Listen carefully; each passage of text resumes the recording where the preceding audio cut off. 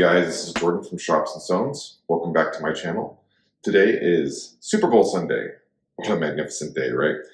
Well, before we went ahead and started cooking and cleaning, I felt like it would be a good time to make a quick video about freehand knife sharpening. Now, there are tons of good videos on how to freehand knife sharpen all over the internet, okay?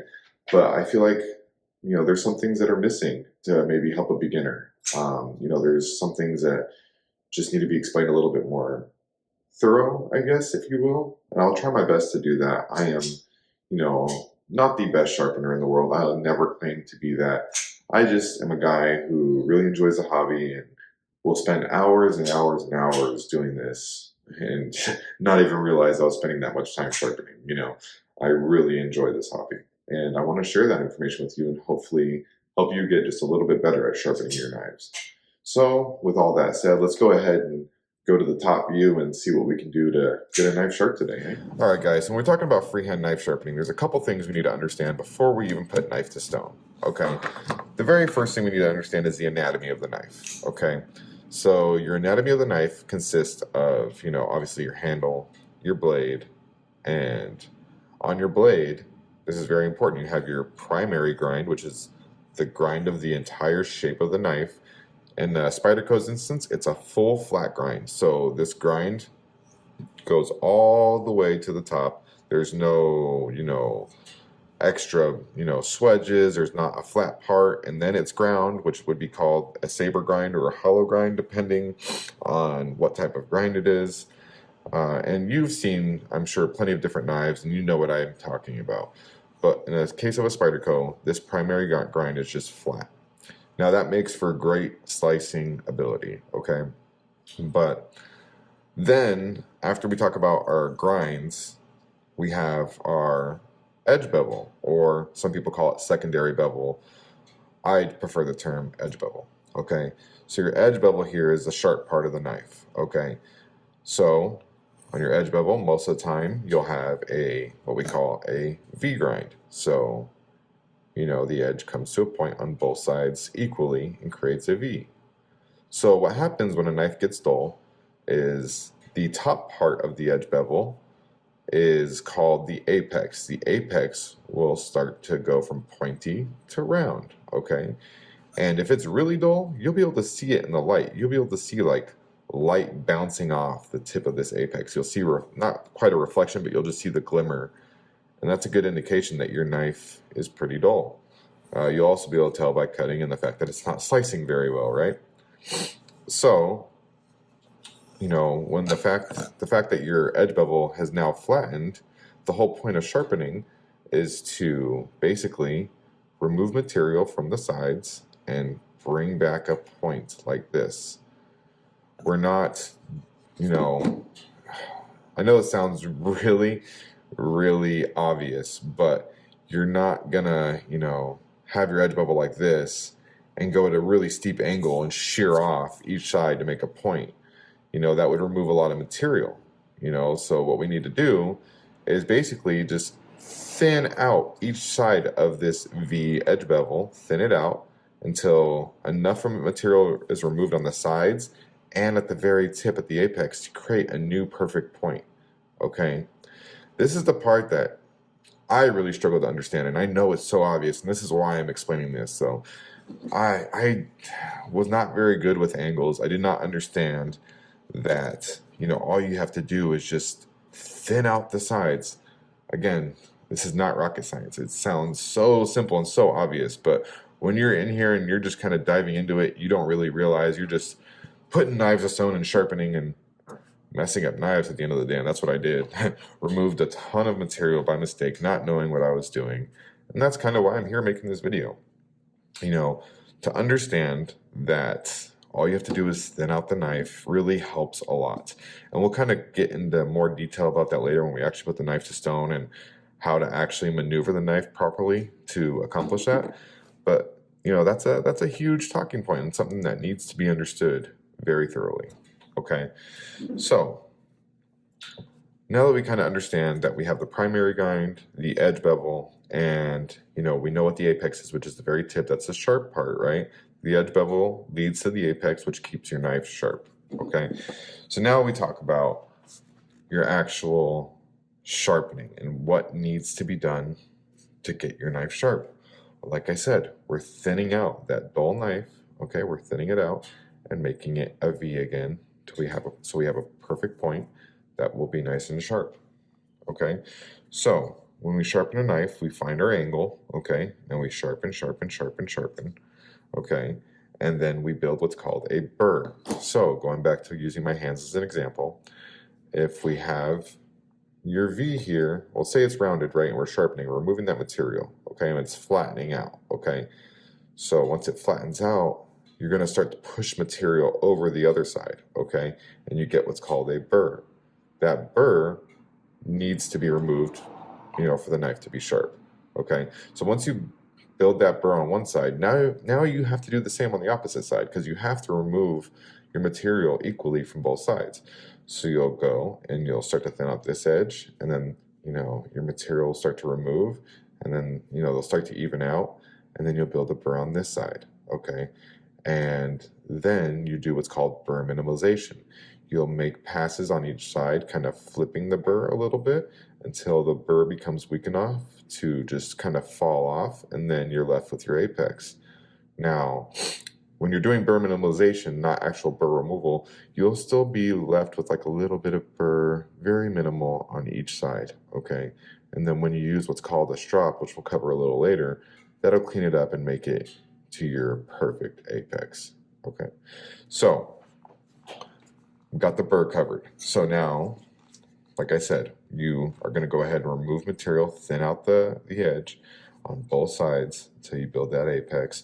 Once you've built the burr on both sides on your core stone, which is what you need to use if you're, have a pretty dull knife, you'll move along to the next stone in your progression, which might be like say this is an extra course, this is a course, right? Then you have like a medium, okay? And then we have like a fine over here. So that's not actually the grit ratings of these, by the way, just an example. So with that said, you're able to go through that progression and kind of do the same thing over and over and over again. You're going to sharpen, build a burr, sharpen, build a burr, sharpen, build a burr, remove the burr, burr minimalization, move on to the next stone. Let me rephrase that because that sounded terrible. So you'll sharpen, build a burr, sharpen, build a burr. You'll make a couple passes on each side, removing your burr or minimalizing your burr. Then you'll go on to the next stone. Same thing, just want to go long enough to build a small burr on each side, okay? Small burr, then burr minimalization, okay? And then you'll go on to the next stone, okay? So say we had our next stone here. Same thing over again. Thinning, thinning, build a burr, thinning, thinning, build a burr, then burr minimalization, okay?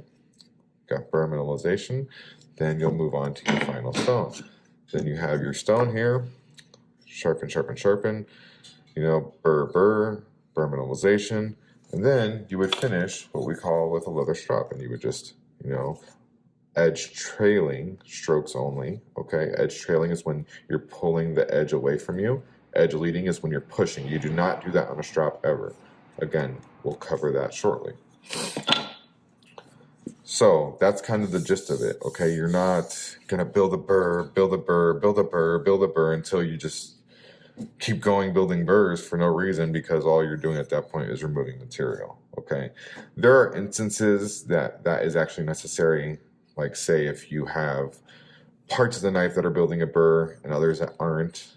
You'll see that a little bit more on cheaper knives where the grind isn't done properly on the edge. Maybe they removed too much material at the heel or at the tip when they're using their belt to sharpen, and maybe you're only getting a burr in the middle of the blade or maybe only at the tip, so you have to constantly go back on your course, and this would only be done on the extra course to remove all the material you need to make sure you have an even amount of material removed on both sides, so you create that perfect V from the heel to the tip, okay? And that's how you know that you've removed enough material. You need to make sure that you have your burr from the heel all the way to the tip, and that it's for the most part consistent along the entire way, okay? So I hope that's something, I explained that in a way that's easily understood. So we're going to go ahead and kind of get started on sharpening this knife. So I'm going to dull it really quick. Now, if you have a knife that's been used and abused, what I just did there is I just removed the material at the apex. Okay, I did that as an example. This knife is brand new, factory edge. Maybe did not need to be done, but I did it because it's a good habit to have. Just make a couple passes along your core stone to remove any what we would call fatigued material. Just fatigue metal that's just been used and abused and is no longer good. So we just expose ourselves some fresh metal. Okay, so as a beginner, it would never hurt to go ahead and mark your edge. And I love these fat king size Sharpies for that. So just go ahead and mark your edge there. Now, there's a couple different ways you can sharpen, and it really depends on what's comfortable for you. Okay, for me, most of the time, I would find my angle by laying the blade flat on its side gently, and then lifting up until I kind of feel it lock into place, which for me kind of feels like right here. Okay, now keep in mind the blade here is at a 45-degree-ish angle. Okay, and I kind of just pull and sharpen like this. Now, you can also lay it at a horizontal angle right here and pull towards you, okay? So it kind of looks like this, okay? You have to do what's more comfortable for you. On a Spyderco, I'm generally speaking more inclined to pull the knife towards me at a horizontal angle due to this unsharpened bit in the back here at the heel, okay? The heel is very frustrating with the Spyderco because you leave that little portion unsharpened and it's a pain to get back there because you're having to remove a little extra material on the back there without trying to remove a bunch of material right here and leave like a wavy edge because you had to remove a ton of material back here and not a lot back here, so your edge bevel will rise back here while it stays thin up here. So it's kind of a pain, but that's kind of also why I like going horizontal, because I can get this knife all the way up to that heel and I can kind of lift my knife a little to kind of sharpen that area. But anyways, so say we're sharpening, right? We're gonna make a pass to see how my angle is, how it lines up with that Sharpie. A couple quick passes. And you can see here that I was just a tad too low, especially at the tip. So we're gonna raise that angle just a hair. And when we're sharpening, we are going to go ahead and just lift up our elbow basically. And at the same time as you're lifting up that elbow, you're kind of like pushing the knife towards the tip. So you kind of, I like to keep a finger right here and just kind of push the knife towards the tip a little bit. Not much, you just kind of feel the angle. You know, you kind of feel it. It's hard to explain, but another good place to put your finger maybe is right here, and you kind of push down and you'll feel, you know, that you just kind of follow the edge there. And good example is, look at that, I removed all that Sharpie, no issue. Okay, and that's a really, maybe a good tip for a beginner is kind of keep your finger near the tip and push, and you'll kind of feel that angle and you'll be able to follow it. Okay, so now I kind of showed you how to find the right angle. Okay, let's talk about how to find the wrong angle really quick. So, in order to determine that you're at the wrong angle, you need to understand that there's feedback. There's actually feedback that you can get from your sharpening stone. And it varies from stone to stone. Okay, and though it is all three forms of feedback are there on every stone, some just give you more feedback in other departments than others. So the three main areas of feedback is sound. So let's cover sound. Okay, so let's go back to that right angle, and you kind of hear that proper angle, what it sounds like. Okay, now let's go a little too high and let's see what it sounds like. Hear how it's like louder and more aggressive. That's not what we want. We want that smoother sound. Now this is a coarse stone, I'm sorry, so you're gonna get sound either way, but you kind of hear how quieter it is like this. It just sounds smoother. Okay, Now, the other form of feedback that you get is physical.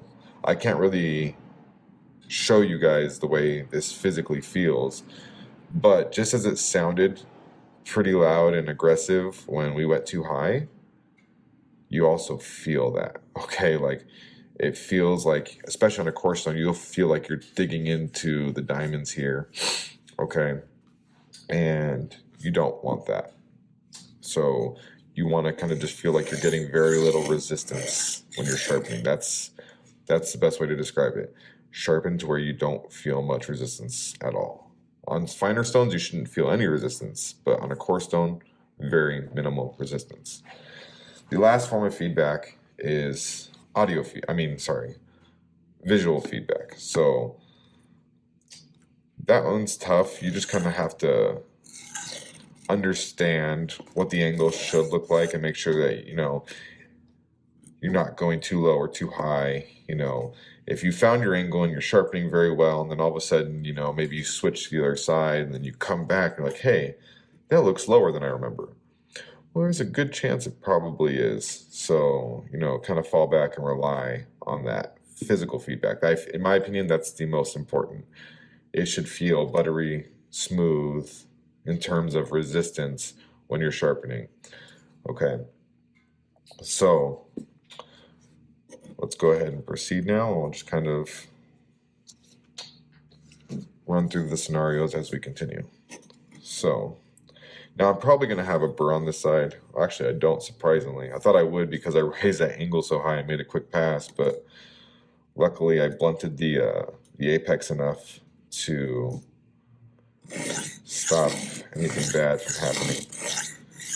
So when you're sharpening, like I said, what you want to do is you want to pull up your elbow and kind of have your finger there near the tip and kind of push down on it to get you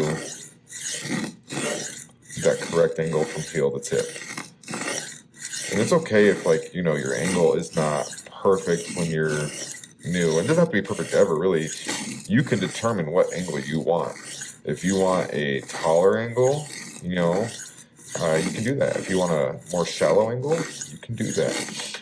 Now, there are pros and cons to each option, I guess.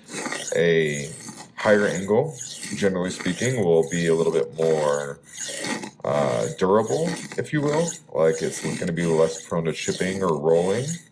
But it's also not going to cut as well. It's not going to be as slicey. Okay. Then you can have a lower angle, which will be extremely slicey.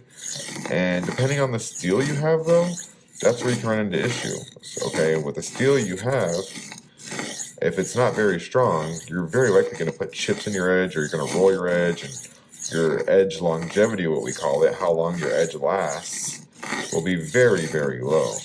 Okay, so something to keep in mind. All right, so I haven't quite got an apex yet. I haven't got a burr, but sorry, hold on. I can't see. All right, so you can see, though, my edge is pretty consistent from heel to tip. Still working on getting that heel fully established and brought all the way back, but it's getting pretty close, okay? But overall, it's looking pretty good, okay? So I'm going to go back.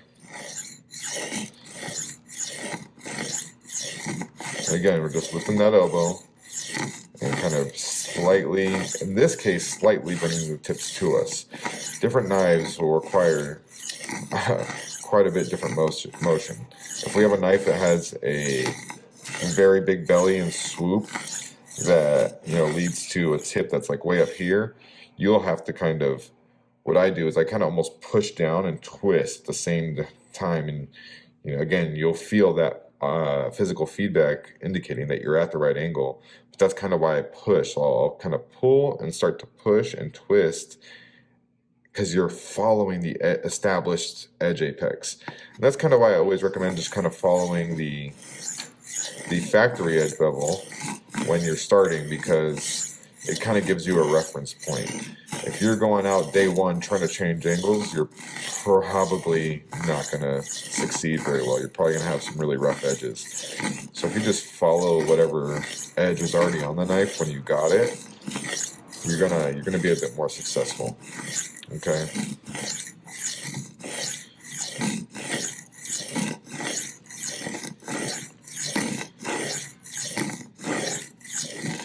And let's talk pressure real quick while we're here. So I don't believe that, in most cases you need a ton of pressure. There are other guys out there who, really like to use a lot of pressure because it gets them their end result faster. I just don't think it's necessary. I am how would I describe my pressure here? So I'm setting my knife on the stone, finding my angle, and I'm hardly putting, I don't know if I had to maybe describe it like maybe 2 pounds of force, I guess. Very minimal, just enough. Because I feel like when you start putting a lot of pressure, it kind of messes with your feedback. At least for me, it does. So I just prefer just enough pressure to hold my angle, essentially.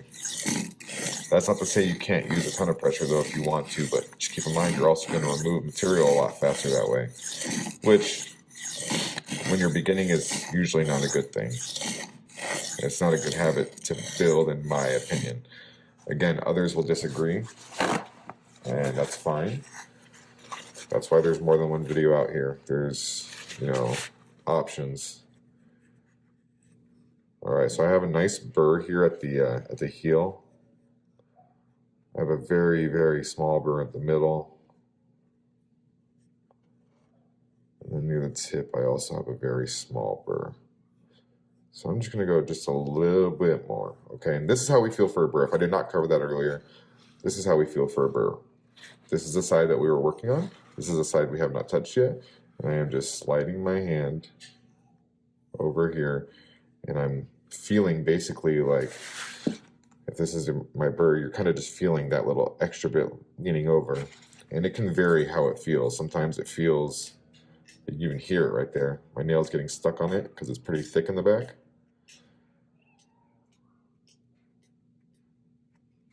Well, I guess I do have it all the way through. Okay, so you have your burr all the way through here, and you can kind of catch your nail on it. It catches. So I thought I was a little off, but maybe not.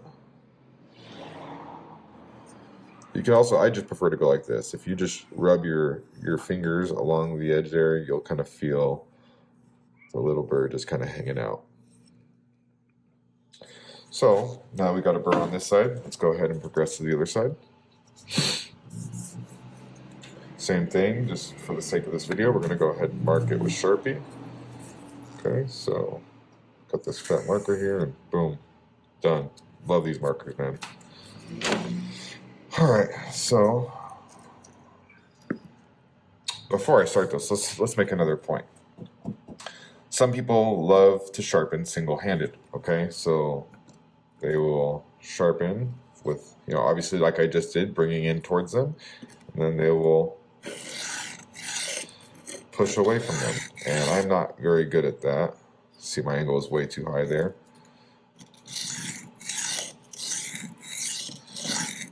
But some people are very, very good at this. I kind of am not.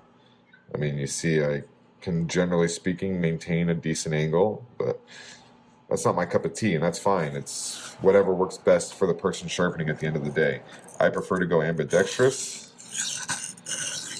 and find my angle.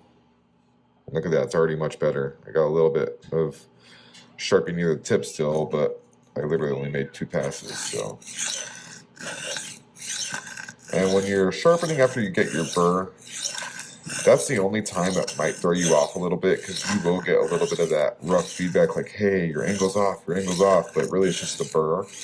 So if you still have that after maybe like 1 or 2 passes, then yeah, maybe your angle is too high. But if you make your first or second pass and you're kind of getting that resistance, especially on the coarser stones, it's likely just due because you have a decent sized burr on the other end, you know, and you're just knocking it off. So please keep that in mind. Now notice when I switch hands too, kind of my hand position changes. Instead of keeping my hand right here, I kind of put it, you know, 2 fingers on the spine of the blade here. And it's just because it's comfortable for me, you know, it's just the way it is. Everybody's different. You got to find what's comfortable for you at the end of the day.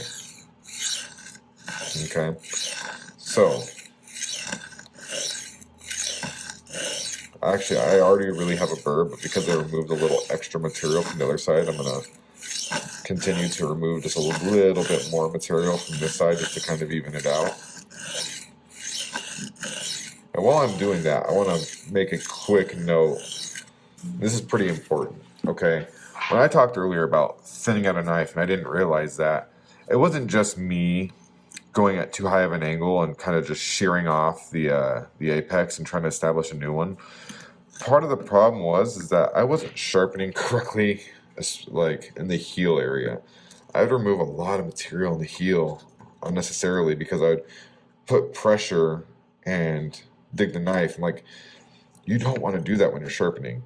You want to just kind of slide the knife across. You want to draw it, I guess, if you will. Draw it. You don't want to put pressure and put pressure down like this, because what's going to happen is usually when you start sharpening, you're going to start at the heel. So if you're putting pressure and just trying to drag it towards you without kind of drawing it, if for lack of a better term, you're going to have an issue. Okay, so you have to draw, and again, that's why I don't like using a ton of pressure. I'm drawing the knife, so I'm not removing extra material back there. I'm not trying to put any extra pressure. If you do use pressure, do not put extra pressure at the heel like you're digging in. You don't want to do that. You want to draw the knife, draw it side to side as you're pulling forward. So it's almost like a diagonal style of pull, I guess, or draw. You're sliding while dragging towards you. And if that makes sense, I really hope that makes sense, because this is a big deal. And I hope you guys can understand that, because it's vital to not ruining a ton of knives. And that was, again, my issue for a long time. So this is kind of where we are. Again, I have a burr all the way across, and it's a pretty good size one. So I'm going to go ahead and just do burr minimalization. And this is where I am nowhere near as fancy as some of the guys that you see. Okay. Actually, I just noticed something. I didn't get that heel all the way back on this side, so I'm going to work this side just a little bit more and try and get that heel just a little bit better. I'm not going to make this perfect for this video, but I do just want it to be a little bit better to set me up better for my next sharpening.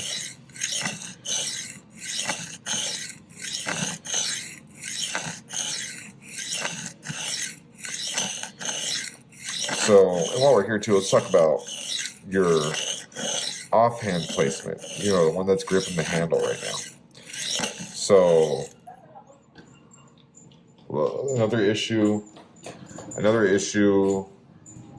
with the heel is if you're grabbing the knife, I like to grab it to where I kind of put, you know, a finger underneath to support it, and then use my thumb to kind of maintain my angle right here.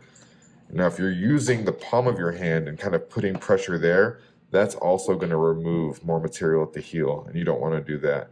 You really need to just hold the knife in a way that will allow you to do that draw style pull. Okay, so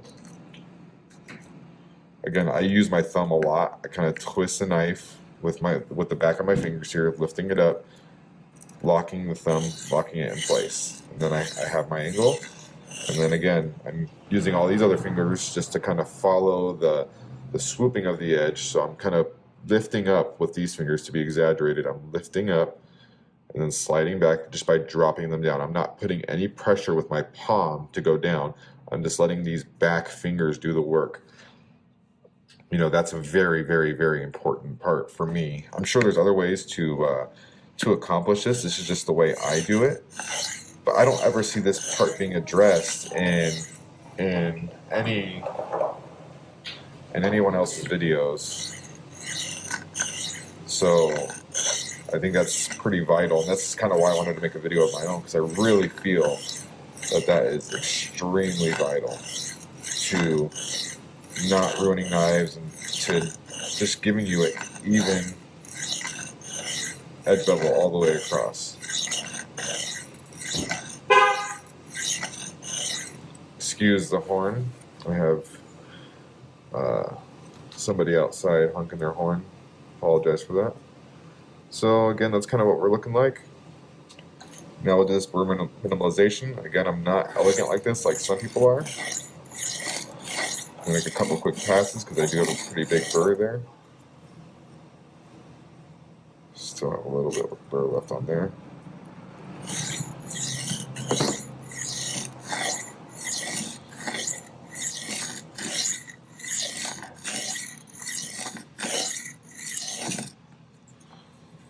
Okay, so this is where not being able to be very proficient in one-hand sharpening kind of sucks, because you got to switch hands just to minimalize your burr here. Where if I was good, I could just go boom, boom, boom, boom. But again, I just get better results that way. So now we're going to move on to these 150 grit stone. The last stone was at 80. These are up in Nev diamond stones. I guess I should have mentioned that earlier. But just for the sake of consistency, and especially because if you're new, you should really mark your edge bevel every chance you get. So I'll do it just for the sake of this video. I hardly ever use the Sharpie anymore unless I have like a really interesting knife profile I'm not familiar with. But for the most part, I just kind of wing it. So listen to this physical feedback here, okay? Notice how it just sounds pretty smooth now that we're kind of off that really coarse stone. Like you can still hear the grit doing its work, but you don't hear resistance. That's vital.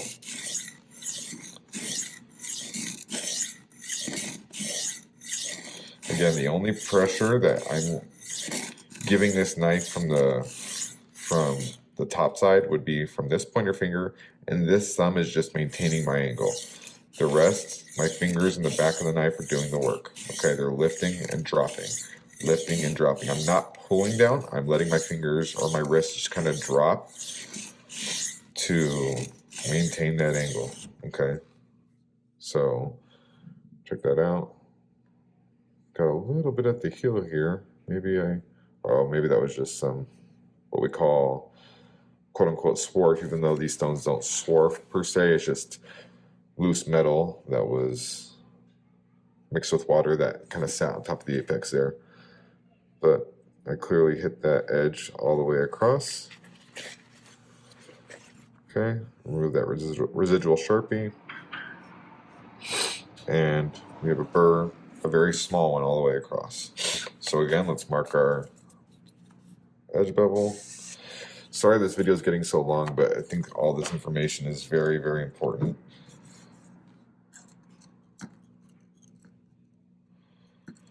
Okay, so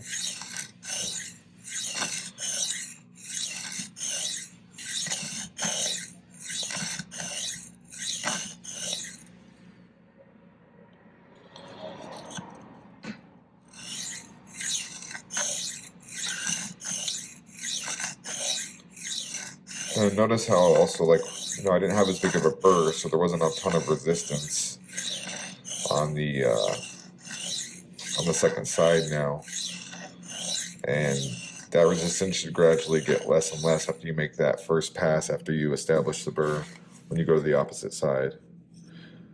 And just like that, I mean, these stones cut incredibly fast, so I'm already done with this 150. So actually, sorry, burr minimalization.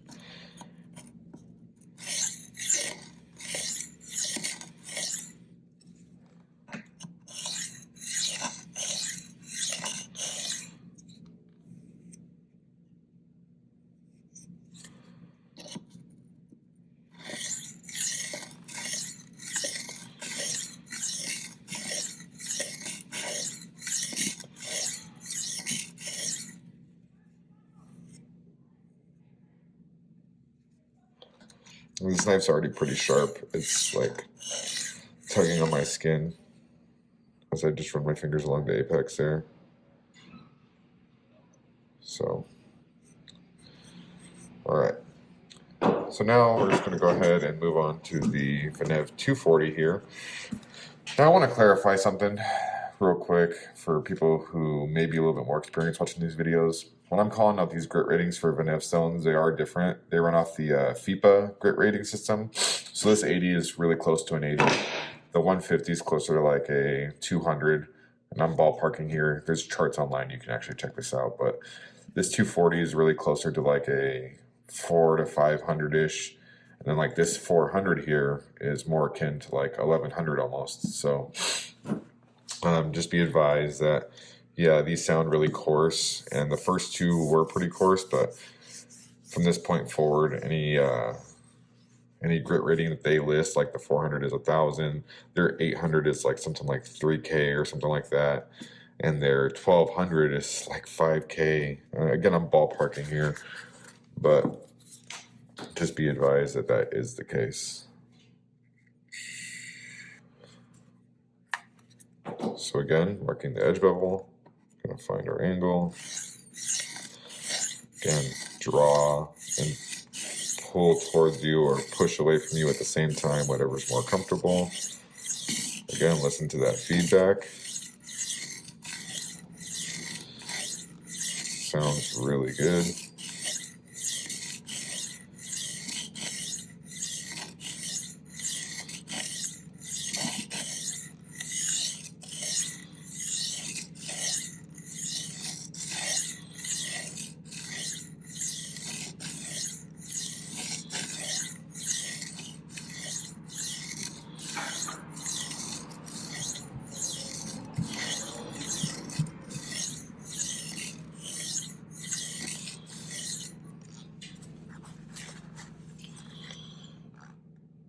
Okay, so this is what we're looking at here. Looking pretty good.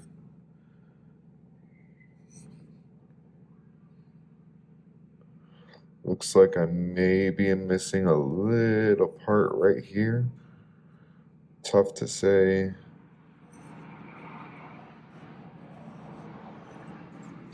All right, so we're gonna go ahead and do this side. Make sure we mark it again.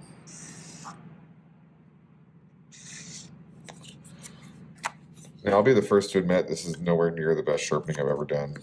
And mainly, a lot of that is due to being camera shy. And I'm also standing while sharpening. I usually sit. So, before you go throwing shade because my bevels are slightly uneven here, just understand I'm kind of a little bit out of my comfort zone. But if you really want to judge my edges, you can check my Instagram out at Strops and Stones, and I've posted plenty of freehand edges there that are beautifully even. I do, in my opinion, pretty solid work for my experience level. I've only been at this for about 2 years. Actually, funny enough, as I actually know it's been 2 years and 4 days. I started on February 9th, 2020. The only reason I know that is because I got like those Google photo notifications, and I remember when I bought my first sharpener and it showed me the photos I took of the first edges I did. They were cringy, but to be fair, I was also trying to sharpen a kitchen knife on a Work Sharp field sharpener, so I mean, yeah, don't ask. I was just eager to learn and not very smart, I guess you could say. Not well educated, I guess, is the better term to use. I'm sitting here wondering, why can't I get a sharp edge? Why can't I get a consistent bevel, man? What am I doing wrong? Well, yeah, try to sharp a 8-inch chef knife on a 4-inch stone as a beginner. Give that a whirl. It's not fun.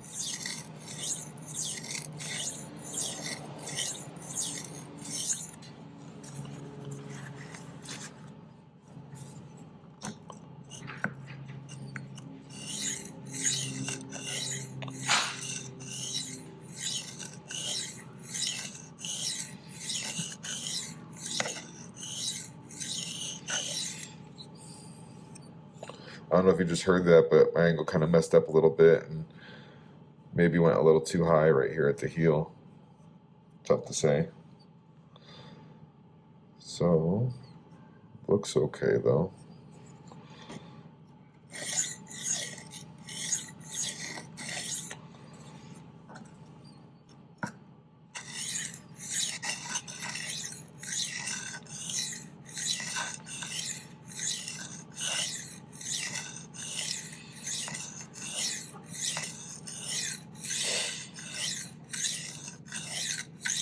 Now you see I'm kind of flipping back and forth on this stone a little bit more. On this stone I like to kind of make sure everything is a little bit more, I guess, even though I'm probably not going to be able to get these bevels to even out perfectly. Not for the sake of this video anyways. But I just want it to be a little bit better.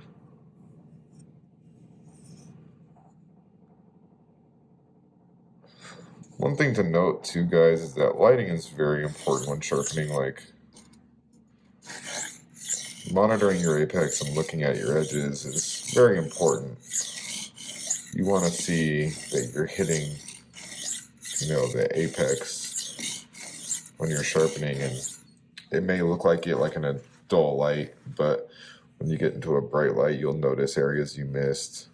And while this lighting may be decent for the video, in my view, I can't see very well. All right, so got a little bit of a burr here. Nothing on that side, mainly towards the heel.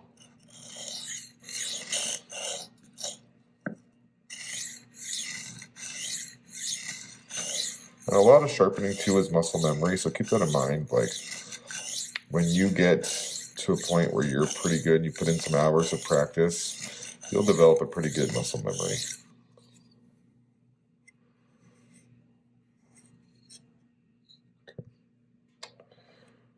All right, so we'll call that stone done now. So the last stone we have here is the Spyderco medium ceramic. Now it says medium, but it's actually pretty fine in my opinion. They literally say, well, Spyderco doesn't say this, but there's a chart online that says this is a 600 grit, and I don't know. I don't believe that for a second. I don't know where this would be considered a 600 grit, but this, for me, is more akin to like a 2000 grit. It feels really on point with the 2000 grit. What I like about the ceramic stones too is you can kind of hear like the burr popping off sometimes. It's really nice. Or you can kind of get that very lovely audio feedback and physical feedback. Like, this thing just feels super smooth right now. Super, super smooth. So, oh, I forgot to mark it with a Sharpie for you guys. I'm sorry. But you can kind of see, hopefully, the polish that it's giving just from a couple passes on there. It's really awesome. I love this stone. I'm starting to think that my ideal setup for sharpening is these Vinev stones for kind of profiling, get your coarsework out of the way, and then these Spyderco ceramics to finish, because I just love the result they give. They're really good at removing like scratches, so if you want to do a mirror, I've had much better experience going the route of using the Spyderco ceramics and a strop versus the full Vinev progression. And if you're new watching this, you probably think I'm just talking mumbo jumbo. You have no idea what I'm saying, and I apologize for that. But all I can tell you is, if you want to take the hobby seriously, there's nothing wrong with owning a couple Spyderco ceramics. You hear that crunch there?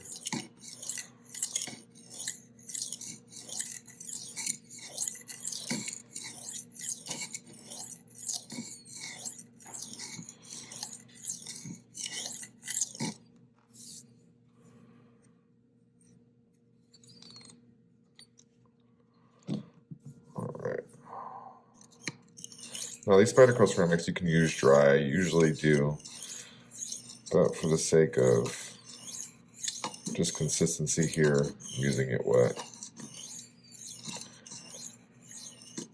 If anybody's watching this and they know how to recondition these spatrecross ceramics to be kind of how they were when they were new, I'd really appreciate that. I'd like to consider reconditioning mine. I know it's not easy. I've flattened a spatrecross ceramic once and it didn't get that same nice finish that the stone had when it was new though. It was a little bit more aggressive, had a little bit more bite. And when I flattened mine, it was, for whatever reason, actually smoother than this used one is now. So take that for what it's worth. Look at that biting into the skin like nothing. So now we can just do some burr minimalization. You know, I built the burr both sides. So given that this is gonna be the last one I'm using, what I'm gonna do is I'm just gonna make, you know, a few passes on each side, multiple times here, just trying to weaken that burr. That's one of the most important parts is getting this burr off. So there are lots of ways people remove burr. Some people will very lightly pass the apex over the stone here and then make a couple passes again to kind of reestablish any flat spots you might have. There is people who will just pull the knife sideways like this multiple times to break off the burr. And I kind of fall into this camp lately. I've been trying this and it seems to have been working pretty decent for me.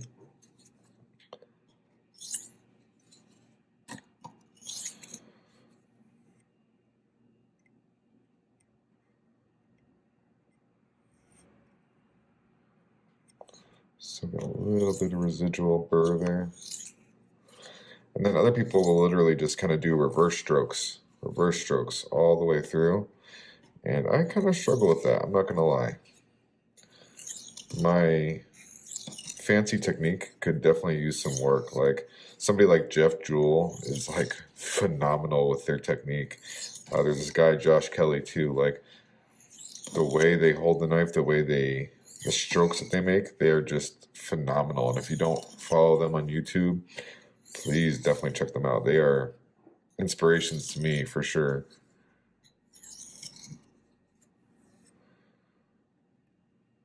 Yeah, that's pretty sharp. We'll say that shaves confidently. Look at that. That's without stropping yet. Like, I hope you guys saw that. So the last thing we need to do now at this point in time is just pass it along a strop. The strop is a little dried out. It's been sitting out here. So I have some mineral oil. I'm just going to go ahead and throw it on there. Just kind of recondition this really quick.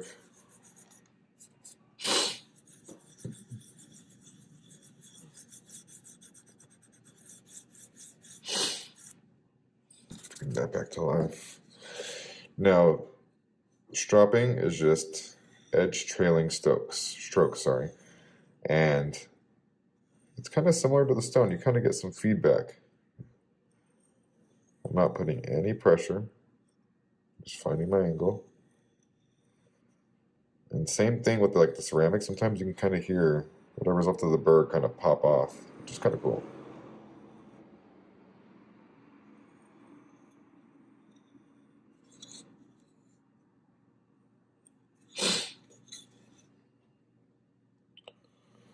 Now, I saw a video from somebody who actually makes compounds or emulsions, I guess you'd call it.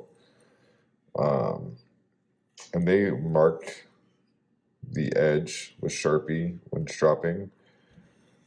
I don't know. Personally, I don't like that idea, but I guess it's something you could do. Now, in stropping, you can either go tip to heel, or you can go heel to tip. But we're not using any pressure, no pressure. You could even lay this down flat if you wanted to, like say you wanted to put this in here to help utilize that muscle memory you may have developed, you can do that too. Again, no pressure though, far less pressure than when you were sharpening. Just kind of running it along, weight of the blade only. And if you just want to go tip to heel, you can do that too.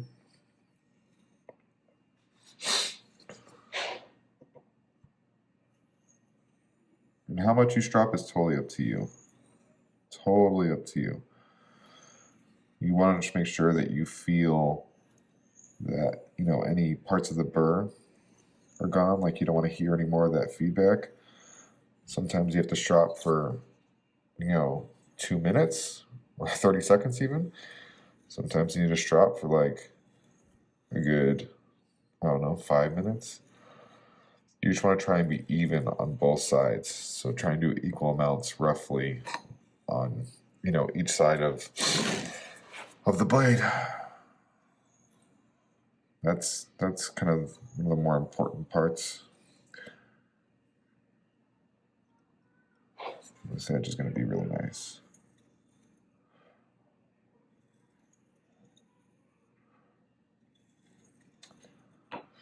Now keep in mind, you know, when you have a leather strop, you can use a ton of different options. You just want to make sure that you're not using pressure. The type of compound you use is purely dependent on what type of steel you're sharpening. You could do anything as, you know, aggressive as diamond emulsion like I'm using now, but I'm sharpening S30V in this case, but I have really strong steels. I work with like Maximit, K390, Rex 45, etc. So I like diamond compound. You know, there's diamond paste, there's diamond emulsion, there's, you know, like chromium oxide, you know, what we call wax compound, comes like in what looks like an oversized crown that you put on the strop. There are tons of different options, so just be advised, you know, like there are tons and tons of options, and you kind of got to play around with some stuff sometimes to see what you like. I'm going to link in the description a great entry-level strop if you guys are interested, and I'll link all the stones I'm using and everything too, but we're going to do a video soon about beginner options, and I already kind of did one with that DMT Diasharp video I did. I think that's a great entry-level system, but the main problem with it is just the fact that you get terrible physical feedback on diamond plates. At least I do for me. Others may disagree. Again, that's the thing about sharpening, is it's different for everybody. Okay, so I'm pretty sure that this is all cleaned up now. All right, man. Let me see if I have something to cut really quick. Give me a second here. All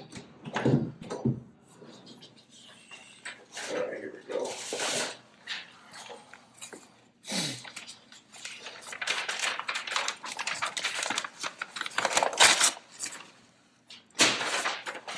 Now, sorry about that. Now keep in mind,